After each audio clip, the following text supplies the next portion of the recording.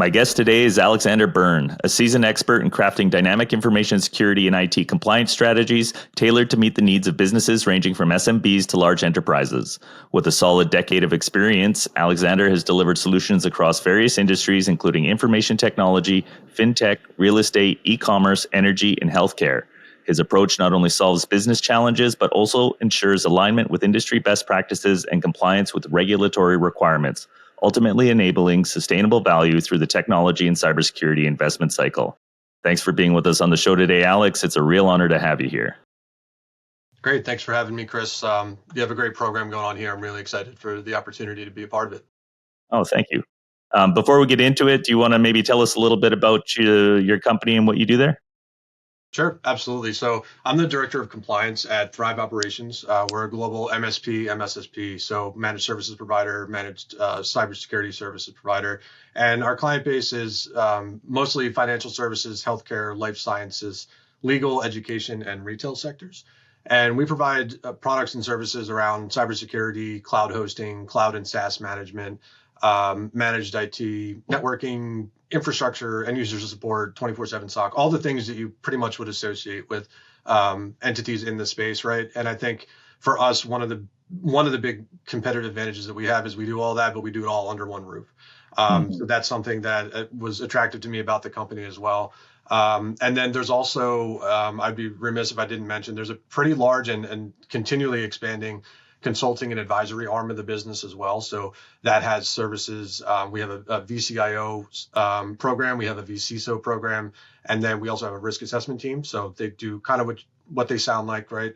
And that's actually the arm that I originally started on. I came over to Thrive a little over 2 years ago, and I was the Director of Information Security Consulting at the time. And then at the beginning of Q4 last year is when I transitioned to internal corporate compliance, which is my current role. Prior to Thrive, I was working at another MSP, specifically focused on supporting financial services clients, where I co-built and ran the global IT compliance department there. And I spent 8.5 years at that company. And then, like I said, 2 years ago, came over to Thrive. And so as the Director of Compliance at a really high level, I'm responsible for maintaining and developing our information security program. So that's things like our policies and procedures and our control framework that's aligned with all the different laws, regulations, different rules in different geographic areas where we operate. And it also has all of our, as you would expect, our controls that align with our various audit standards that we have as well. So we have things like SOC 2 Type 2. We have those certifications in a couple areas, ISO 27001, and then we've got a handful of others that we're currently working on or are actively being deployed as well in different regions, respectively. So, and then on top of that, just to kind of round it out, I also oversee kind of the day-to-day compliance activities of the firm. So things like due diligence questionnaires, audit support. We field a number of queries from our colleagues in the different business units of the organization. How does this align? Or I have a client asking this, what product and service would best fit that need? And then, overarchingly there, we have, our strategic vision and our operational plan that coincides with that. So I'm responsible for making sure that we're hitting those metrics, hitting those targets, and executing on that. Wow, sounds like you have an awful lot on your plate. It's a lot of fun. Yeah, definitely not boring. Yeah. So we're here today to talk about compliance, and maybe to get started, can you give us an overview of the current cybersecurity compliance landscape and maybe how it's evolved over the last couple of years? Yeah, absolutely. So I was joking with you about earlier in the pre-call talk about a loaded question here, right? I mean, if we had a couple of days or however long this software can record for, maybe we'll get to everything. But I'll try to break it down and condense it as best as I can. And obviously, I think about this topic a lot, as you would expect, given what I do. So the way that I view it is really breaking it down by category or industry in some senses, and then domestic versus international, right? So this is where you see most of the variances between the different regulatory bodies and regimes and what they're trying to accomplish with their rules and regulations. But at a super, super high level, at the end of the day, really what it comes down to, in my opinion at least, is preserving and maintaining the confidentiality, integrity, and availability of the data sets and the information systems of whatever is in scope for that regulation. So those cornerstone InfoSec concepts, it's just about how are you applying that in different contexts. So for me, coming back to that, and kind of sometimes it's useful to abstract yourself all the way back out think about those goals and objectives, which are central to pretty much everything that you would see in the compliance landscape. And then, okay, how are these concepts being applied through whatever the regulation is saying? That's been a helpful way for me to think about it and, put newer regulations in context over the years. So specifically for me, I spent a lot of my earlier career, as I mentioned, working with financial services firms. So for me, my early focus and what really got me into the industry was focusing on domestic finance regulation, so SEC. And that is pretty much actually how I got into the compliance realm in the first place. And back in April of 2014, the SEC's Office of Compliance Inspections and Examinations, it was known as the OCIE then, it's now the Division of Exams. They released a risk alert and an initiative where so the SEC goes and they'll do standard audits of everybody who's registered on a rolling basis. So every couple of years you'll get hit, they'll come in, they'll ask questions and do the audit. So in this alert, what they were saying was, we're prioritizing cybersecurity, and we think this is a risk to the financial services industry, and we're going to start incorporating it into our exams. And one of the things that they actually did in that release, which is one of the only times I've seen them do this, is they put a bullet point list in there, and they actually listed out, like at the time, IDS was kind of newer and a big thing. And do you have IDS? So those are the types of things they're prioritizing and what they were looking for. And then things like policies, procedures, access controls, all the standard things you would expect. So ultimately, though, what that did, though, was everyone took that bullet point list, made it into a checklist, and started doing gap analyses. The whole industry went on fire, and that was the de facto standard right there for at least a couple of years. So what that ended up doing, and at the time, April 2014, I was a couple months into my role there. I had just joined the company. I was a business analyst. And that created a lot of demand for people who could really sit in between the cybersecurity and engineering folks who really understood the tech, and then the business and the operations guys who, in the finance industry, they want to know, I'm paying you guys already. Am I lined up, with all the things on this checklist? If I'm not, what is it? How do we do it? And how much is it going to cost?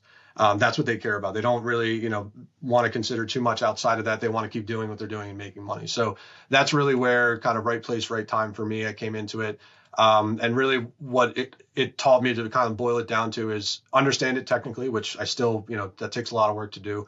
But then apply that technology in a strategic and a tactical manner in the different business environments and then different tech stacks inside of each one of those different environments for those clients. So I am a little, again, partial to the finance industry, but I do think looking at highly regulated industries like finance is a good way to kind of get a little bit of a barometer of where the regulatory industry is as a whole. They're a little bit usually ahead of the curve, and there's a lot of capital there as well. So when you see changes in regulation, you see the industry responding usually with kind of the cutting edge tech or some things being developed to address those regulations. So and Chairman Gensler, he's the current head of the SEC, I think I would not be alone in characterizing him as a little bit on the aggressive side when it comes to the rulemaking agenda that they have. They currently, in the most recent, they have 43 rules open, 14 are proposed, and 29 are in the final stage. So a lot of those are specific just to the finance and the operations side. But actually, in the past 2 years, there's a number of them that are actually specifically about cybersecurity. So we had one last June. I'm sorry, it was in July of last year, and that was the public companies disclosure rule. So if you're a public company and you're traded, right, you have to make certain disclosures quarterly and then annually. And what they amended there was you have to make disclosures in real time or almost real time about material cyber incidents that you have. So we won't get into what's material. They do define it, but then you get into legal there. But then it's fuzzy. Yeah, exactly. But then you also get into, you have to annually disclose information about your cyber risk management, your strategy, and your governance as well. Do you have the right people, the right tools? What are you doing, right? And then, so even, on the surface, it's just reporting requirements, right? But in order to even get to the point where you could file an accurate statement, or in the case of an incident, know that you have one and kind of know enough information about it to, again, file an appropriate statement and scope it as narrowly as you can and hit your objectives there. You need to have the right tools, the right processes, the right procedures, and then the right people looking at all of that and watching that and having visibility into the environment. So that's where the kind of crossover between cybersecurity and compliance really comes into play for a lot of those organizations. And then I'll just touch on briefly too the big kind of still hot topics. This has been over 2 years. Two proposed rules in the finance industry. One's for investment advisors and investment companies. And then the other one is for broker dealers and other related market participants. And both of those are around mandating that you have a cybersecurity program, and then all of the artifacts and other tools and processes and output that you would expect that come along with that. One of the big points of contention as to why this is continually being debated is they put a 48-hour shot clock on reporting material cyber incidents to the SEC on a new form, ADVC. So 48 hours, that's tight. It's GDPR 72, and then they're saying 48 here. And in theory, it makes sense. They want to know what risks are being faced by market participants that they oversee, and then be able to kind of correlate those. It's the same thing happening in different firms. They have visibility, and what they're saying is they want to be able to help as well. So in theory, information sharing, supporting sounds good. But if you think about it from the registered investment advisor side, I really don't want to be, if I actually have a live cyber incident, right? We've both been through those examples, right? 48 hours in, I really don't want to have to raise my hand and say, hey, something's wrong. Not quite sure what it is yet. I'm in the middle of IR, right? So I probably haven't slept in 2 days, first of all. Yeah. But then, I'm not really sure, and we have to get legal. You don't even know what's going on yet. Yeah. Yeah. So that's one of the big things that's been coming up. Those are two things that are on the horizon as well. They're slated for, in the actual agenda, it actually said April 0024, meaning like sometime last month, but we don't have them yet. So those are, again, coming soon. I've been saying that for a year. Clients keep asking me. But and then so in the UK, we also have a similar rule that's actually already approved. It's called the Digital Operational Resilience Act, or DORA. And that's coming into play January 2025. And that is just for financial services firms, but it's mandating rules around, and I have a quote here, the protection, detection, containment, recovery, and repair capabilities for ICT, which I believe their acronym for Information and Communications Technology, for ICT incidents. So in a nutshell, everything that I just covered, both domestically and for the DORA Act, none of this is new. We already know this. We know we should have incident response plans in place as part of our larger information security and compliance frameworks. We know we have to have the tools to be able to do the things that we're saying, right, and accurately get us there. But now what we're seeing is these things being codified formally, which is what's driving a lot of the change in the industry, where, the bigger firms probably already had this. Smaller, medium markets probably had components of it, or they've been working towards it. But now you have to do it. You have to know it. So how is the playing field really being leveled? And then what are you seeing? Just the examples I just gave, right? How are they seeing it from the participant side? And how are they, the industry reacting to it there? So I have a couple other kind of industries that I kind of focus on as well. So healthcare. We have HIPAA, we have high tech, we have GLBA, which has some elements around protecting personal health information in it as well. Nothing really crazy that I'm aware of, at least, that's changing at that level, at the broad strokes level, at least in the U.S. But some interesting activity there around at the state level. So, for example, New York State has a wider ranging cybersecurity initiative that they've been bolting on different pieces to it.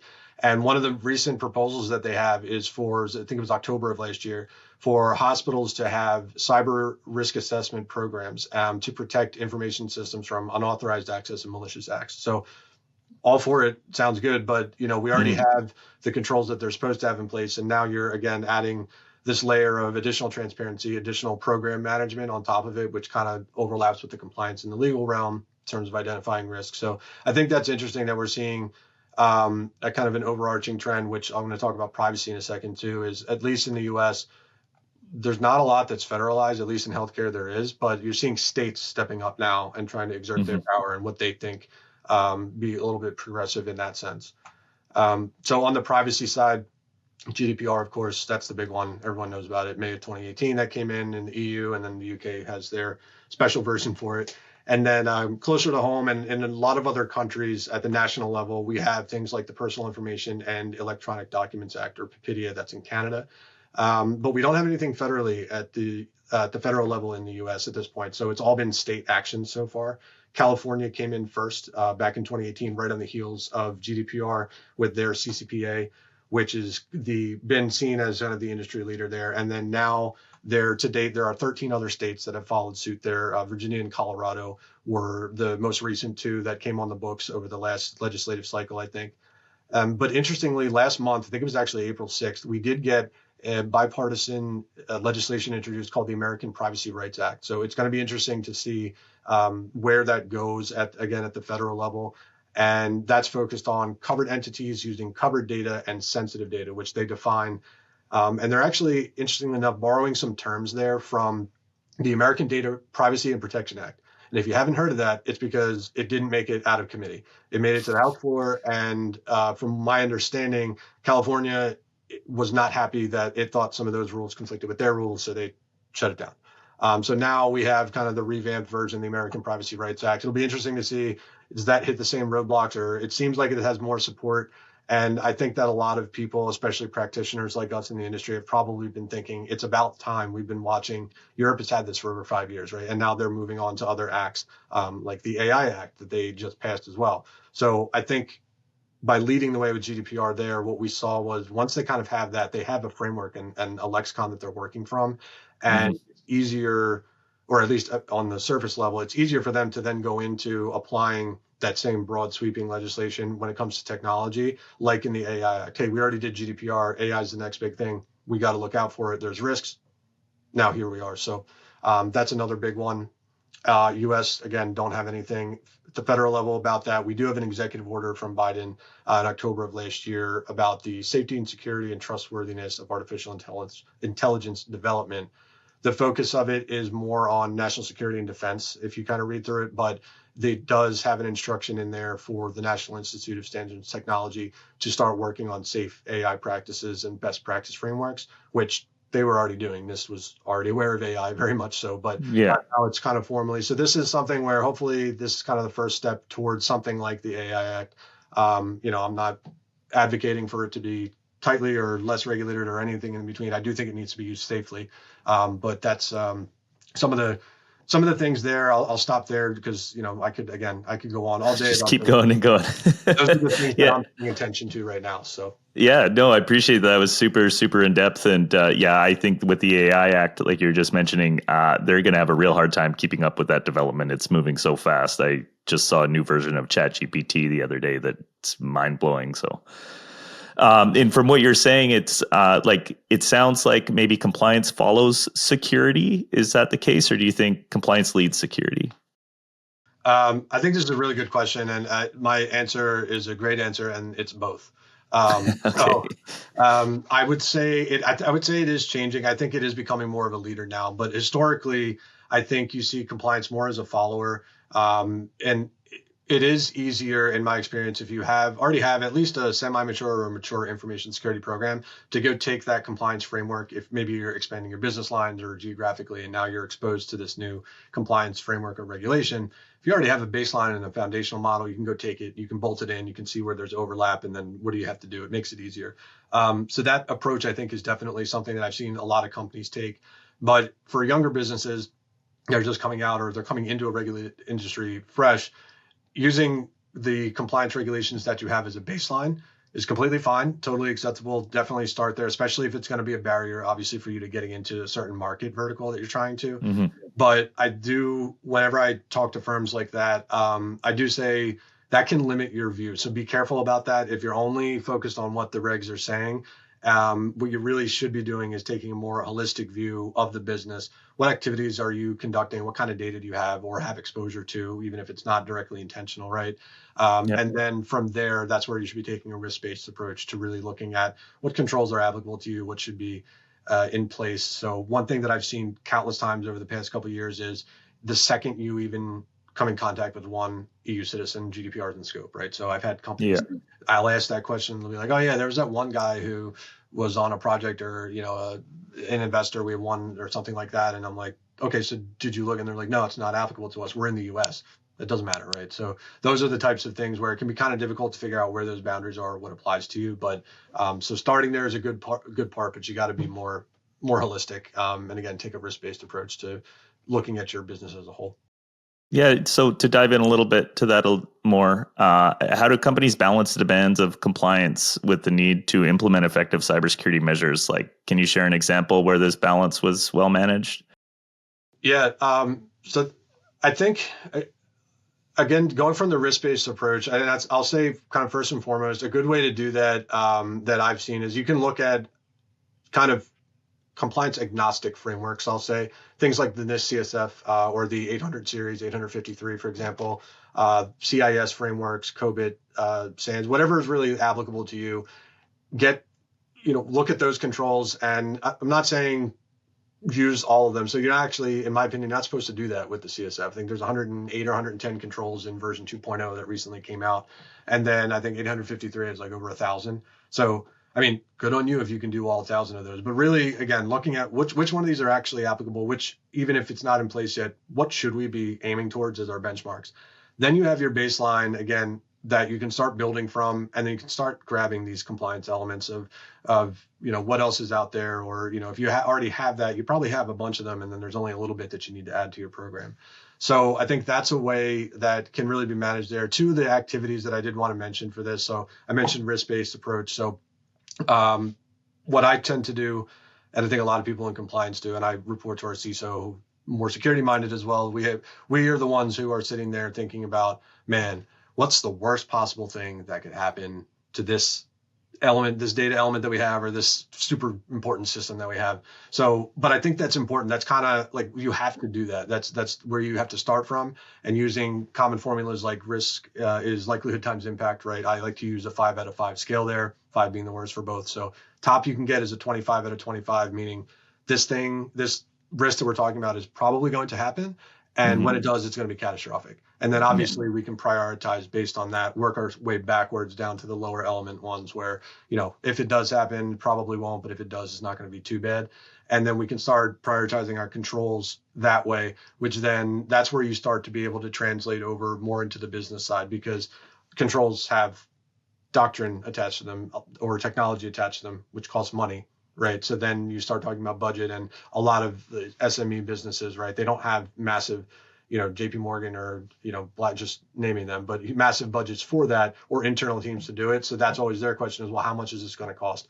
If we take this approach, we can actually say, let's go with your red ones first, your 25s, and then we'll go back down to your 20s, and then we'll go down further and further. Yeah.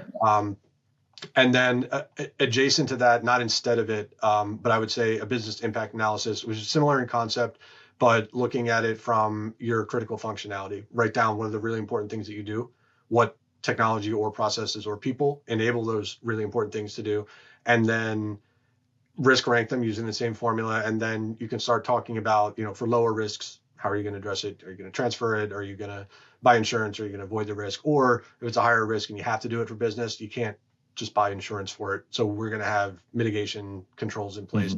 And again, helping us prioritize from that perspective. And again, this is really what helps us work towards like balancing. And what's important to a lot of firms is where do our resources, where does our capital go? Where's the most effective way we can be using those things? And this is how you get a very clear picture of that you can go you can abstract the tech out of it and just go to the executive board. And I've done this a number of times and just say, these are red. It costs this much money. And they say, great. And, or, they have questions, but they go from there. But to your point, I do have a brief example. I know it went a little bit deep there, but where I used to do this, one of my clients that I used to work with frequently, they're a smaller fund, but they are registered with the SEC. So all the rules I was talking about before and all the upcoming ones, changes over time, are applicable to them. And so they have a cyber budget, but they knew they couldn't do everything all at once. And what we ended up doing was pretty much the processes I just talked about. So we had our list that made up our roadmap. And then from there, we would meet quarterly, I want to say, sometimes more frequently than that, with their CCO. And we would go through that list, implement these two. Okay, our budget resets in 2 quarters from now. Then we're going to do these two. Then we're going to do that. And then at the same time, we're updating our policies and procedures. And we're letting people in the firm know, hey, we just put in multi-factor, whatever it is, right? Yeah. Or we just changed this rule. You can't do that anymore. You got to do it this way. It's more secure. And so over time, they very quickly would, and by the process of him doing this, that CCO was very focused on this. And he would ask me all the time, how am I doing against my peers? And over time, very quickly, I'm like, you don't have the biggest budget out of, all the hundreds of clients that I deal with. But now, you know what? You are becoming a leader because you're consistently focusing on that improvement with a defined plan that we did based on those types of activities. And then when they did come in, I'll just end with they did get picked for an audit, which it'll happen eventually. The SEC will come and get you. Your name will come up in the lottery. And it was one of the fastest and easiest ones that we did. They came in, they Oh, loved it. They were like, oh, wow. So then we could show the improvement over time. We could show, yeah. they're tightening things up, they're paying attention, they're monitoring. So that's some of the ways that when I'm in the kind of consulting mode with businesses, those are the approaches that I take to kind of address it that way. Yeah, I think you touched on two really important things there. One, it's progress, not perfection. And two, that like there's no such thing as 100% secure. So it's really about risk management. And I love the framework you laid out there because it gives you a structured process to kind of make that progress in a way that's going to start to lower the risk in the most important existential areas.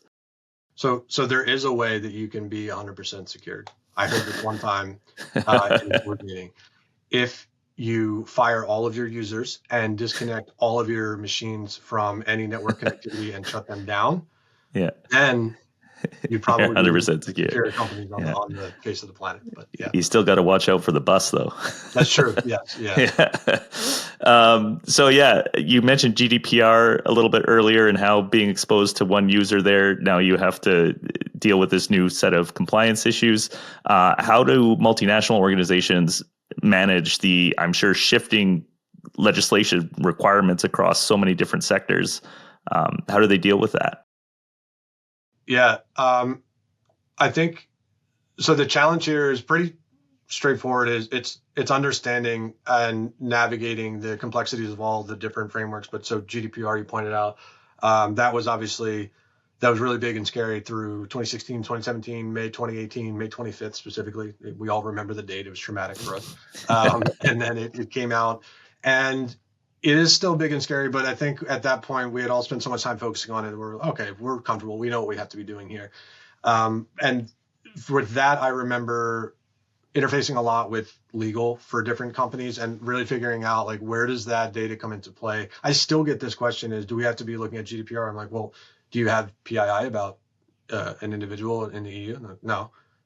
Okay, then you don't have to worry about it. So I think people just think Europe must be GDPR. I'm like, no. It only applies if you have this kind of data. But I think getting to that level of understanding at a level where you're practicing it consistently, that's the tough part. And that's been the challenge for me as well, as more and more things come out. So it's really about, the hardest thing is finding the information and what should you be doing? How does it actually apply to you?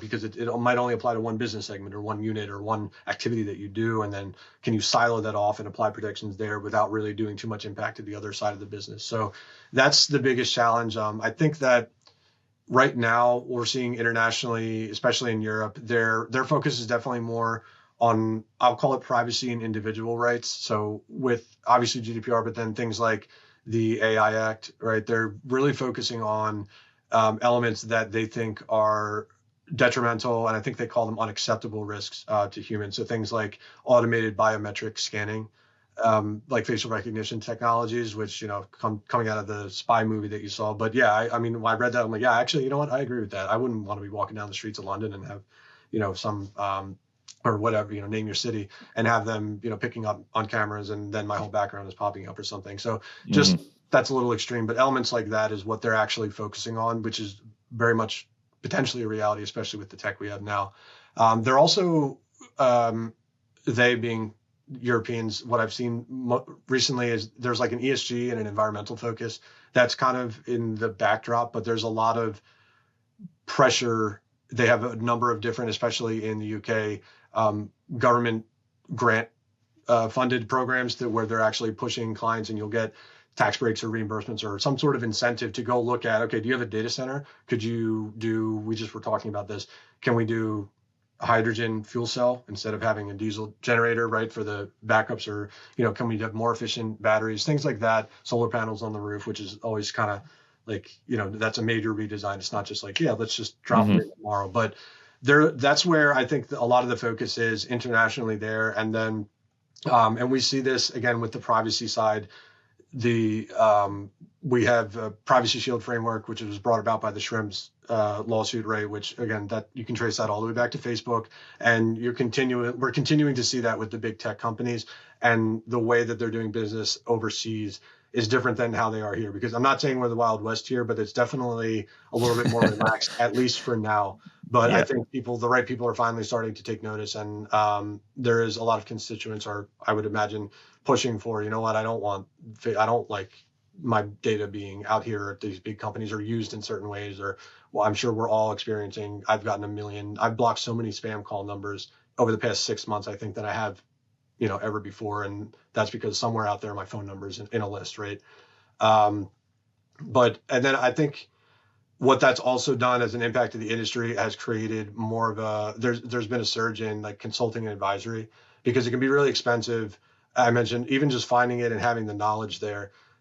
It can be really expensive to maintain an internal team of people who do that full time and have enough bandwidth to actually go and find and read and digest and understand the legislation. What does that mean for us? How is it technical? So that's where, and that's one of the things we do in-house. I mentioned our consulting advisory stuff, and I get to participate there from some of the areas where I'm a subject matter in. I'll go talk to them, and if something happens in the finance world or a client comes in with a specific request. And then right now, for example, too, like there's a couple of guys we have that are certified in CMMC. And so I'm working with one of those guys for one of the clients where I know the information security, and I'm looking at the control, and I'm like, I know what I would do. And then he's giving me okay, well, here's what you do it in the context of CMMC. So I think that's a trend that we're seeing. We're going to continue to see more of, especially as things get more and more complex. You're going to have outsourcing firms that are becoming experts in specific areas. And that's really what's needed because, it's too expensive to maintain those types of resources in-house. Interesting. Yeah. And, you kind of pinged something in my brain there where I keep coming back to this talk I saw with Jen Easterly that she'd given to Congress. And, she didn't say it outright, but within her language, I kind of picked up the idea that maybe there's going to start to be more consequences for people that are shipping software with bugs, pushing some of that liability onto the distributors of the things that cause these problems for companies, especially the rise of supply chain attacks and all these sorts of things, because the fallout from them can be just massive. Yeah, absolutely. I mean, we saw SolarWinds a couple of years ago. That's, I think, one of the events I think that is at the root of exactly that. Yeah, I think you're right. You can't really say, oh, you know what, I'm just the pipe, right? Mm-hmm. I don't know. I didn't build it. Well, yeah. Okay, but you're distributing and you have a hand in it now. So yeah, definitely. Yeah, interesting.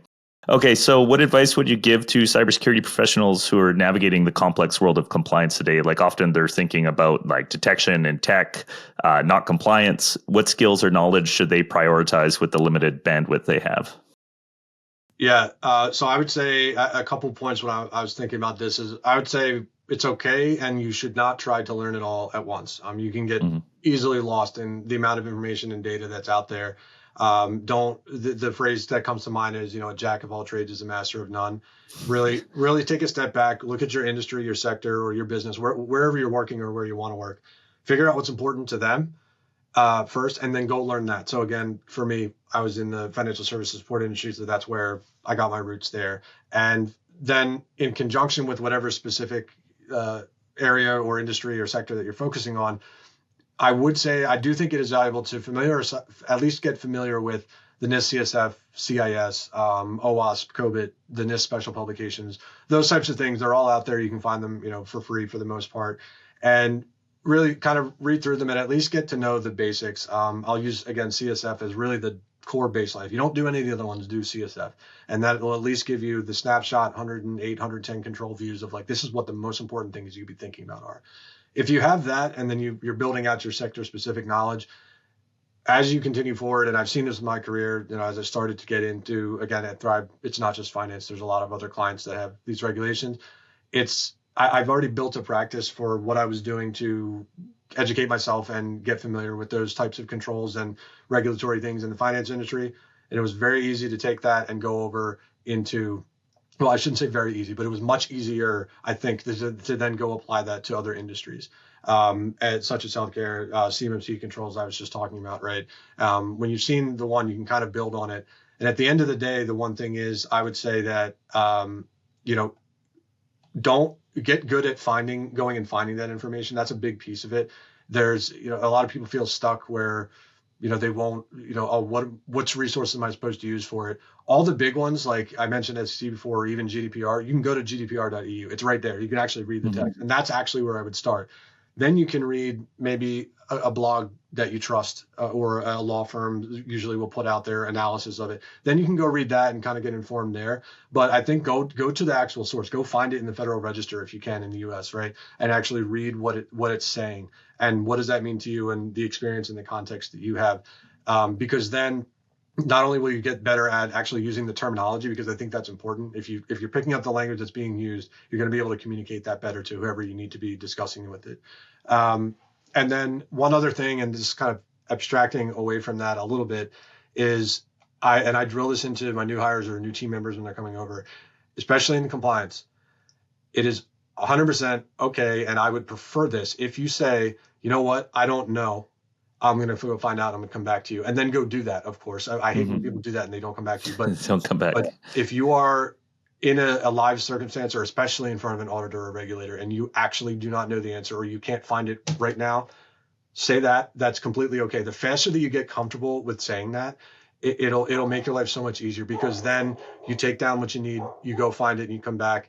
And as a director of compliance, as a manager of these types of teams, I would much prefer that we're there and maybe we're a little late on something and, getting that type of pressure than you said something or you put it in the record and it's wrong. Now we have to walk it back somehow, and we've maybe opened ourselves up to other questions. So similar to lawyers tell you, if you don't know, shut up kind of thing. But I think that is definitely applicable in the compliance space. And like I said, no one knows it all. I'm still learning all the time. I still feel like a rookie, and when I go look at some of these things, I'm like, man, I really got to brush up on this. So I keep a list of what I'm going to go look at, but that's totally acceptable. That's okay. And I think getting comfortable with your level of expertise and building on that is really important. Like, know where you're at and then know where you're going next, but know what you don't really have yet. And, you can wrap it in as you need to, as you go along. Okay, very cool. Okay, so this is the last one I have for you. It's the same one I ask of everybody that's on the show. It can be as wide or as narrow as you want. Do you have any predictions for the future of cybersecurity? Yes. So I think I really hope that I'm right on this. I think AI will take over, and we're all going to be able to work half days and go play golf in the afternoon. I think that's going to be it. But on a serious note, I think I would be remiss, right, if I didn't say AI. That's the hot topic. It's already being used. You mentioned the new version of GPT-4. I haven't really got to play with it yet, but I'm kind of excited to try that out later. But it's already being used for offensive and defensive tactics when we're talking about cybersecurity specifically. And I think that we're going to see some pretty big advances via that technology in different specific sectors. Some people are working on some cool stuff that I was just talking to yesterday in the healthcare sector about using AI to look at different medical device implants and gather information about the heart and how the heart's actually functioning in real time. So like actually your HRV in real time instead of you having to go to the lab and get hooked up. So that type of stuff is cool and obviously positive, but then there's a ton of risks that come along with that. And I think that's also going to then be tied to, we're going to see quantum, I think, faster than we would have if we didn't have the Gen AI explosion that we have right now, because just from the pure fact of like the amount of computing that's needed to continue these AI models that we're building, eventually, NVIDIA and those, they're going to get to closer and closer, and they're getting more capital, of course, because of that. They're going to be getting closer to reaching their quantum, which is going to completely change the landscape when we get there. The concept of Q-Day, right? I'm sure you've heard of, right? So that's fascinating and scary at the same time.